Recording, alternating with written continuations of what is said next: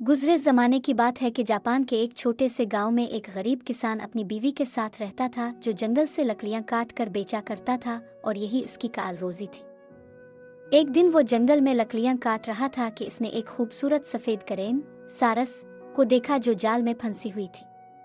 ये देखकर किसान को सारस पर तरस आया और उसने सारस को जाल से निकालकर आज़ाद कर दिया। सारस आंखों में शुक्रिया के जज्बात इंकित हुई वहां से अलिफाड़ गई और किसान अपने घर वापस आ गया। कुछ रोज के बाद एक खूबसूरत लड़की किसान के दरवाजे पर आई और कहा कि वो एक यतीम है और रहने के लिए जगह तलाश कर रही है। किसान और उसकी बीवी ने इसे अपने घर में रहने के लिए जगह दे दी।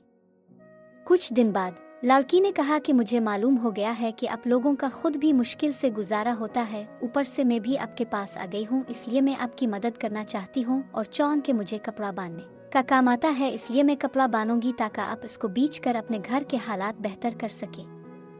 लेकिन शर्त यह है कि कोई मुझे काम करते हुए देखेगा नहीं। किसान का वादा करने के बाद कि वो शर्त पर पूरा आतर गे लड़की ने अपना काम शुरू किया और कई दिनों तक मेहनत से काम करते हुए आखिरकार एक बहुत ही खूबसूरत कपड़ा तैयार किया, जिनसे किसान ने बाजार में बेचकर काफी पैसे कमाए।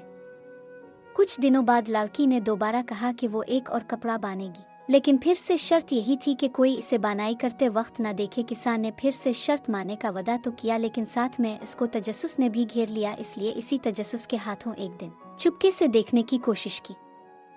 इसने कमरे में झांका तो वो हैरान रह गया, क्योंकि लड़की की जगह वही सारस बैठी थी जिसे इसने आज़ाद किया था, जो अपनी हिप्रों से धागा निकालकर कपड़ा बांध रही थी।